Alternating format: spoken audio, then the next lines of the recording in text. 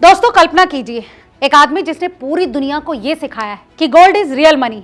एक आदमी जिसने करोड़ों लोगों को इंस्पायर किया कि डॉलर फेक है, गोल्ड और सिल्वर खरीदो। और अब वही आदमी आज ये कह रहा है कि अगर सिर्फ एक एसेट चुनना हो तो गोल्ड नहीं बिटकॉइन चुनिए। जी हाँ, मैं बात कर रही हूँ दुनिया के सबसे फेमस फाइनेंशियल ऑथर और फेमस किताब रिच डैड पुअर डैड के लेखक रॉबर्ट कियोसाकी की। अब सवाल यह है कि क्या सच में रॉबर्ट कियोसाकी गोल्ड छोड़कर भाग रहे हैं?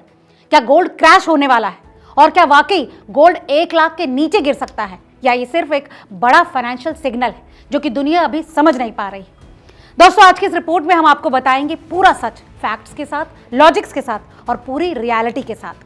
तो वीडियो में अंत तक बने रहिए। दोस्तों हाल में रॉबर्ट कियोसाकी ने एक्स पर एक पोस्ट किया और उस पोस्ट ने फाइनेंशियल दुनिया में खलबली मचा दी।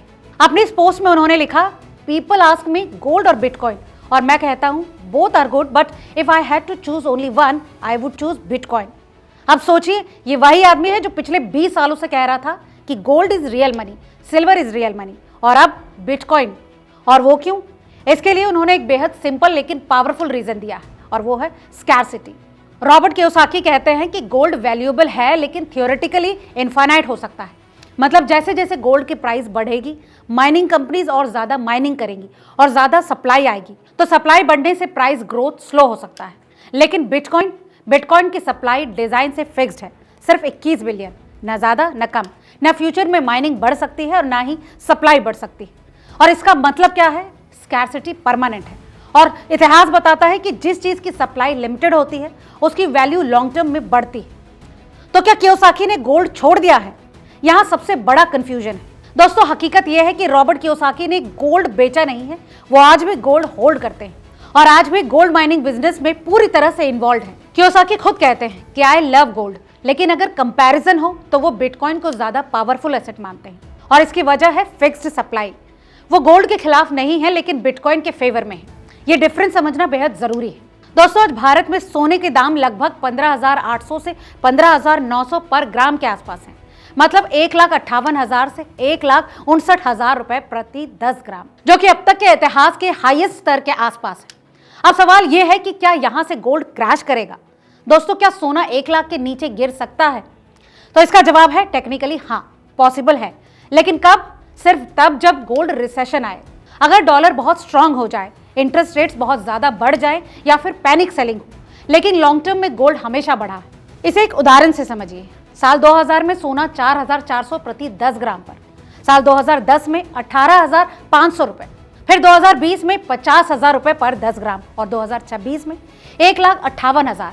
मतलब 25 साल में 35 गुना ग्रोथ।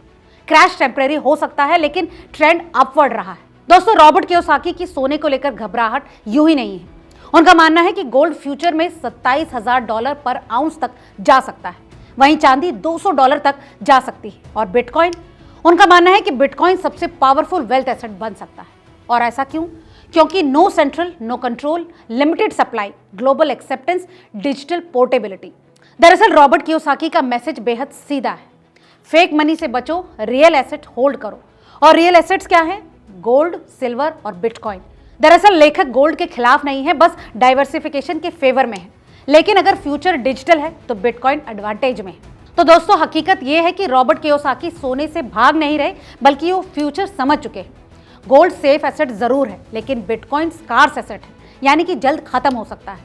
गोल्ड फिजिकल पावर के साथ आता है, लेकिन बिटकॉइन डिजिटल पावर के साथ। ऐसे में स्मार्ट इन्वेस्टर वही है जो डाइवर्सिफाई करता है, रिस्क को बांट देता है और फ्यूचर को समझ लेता है।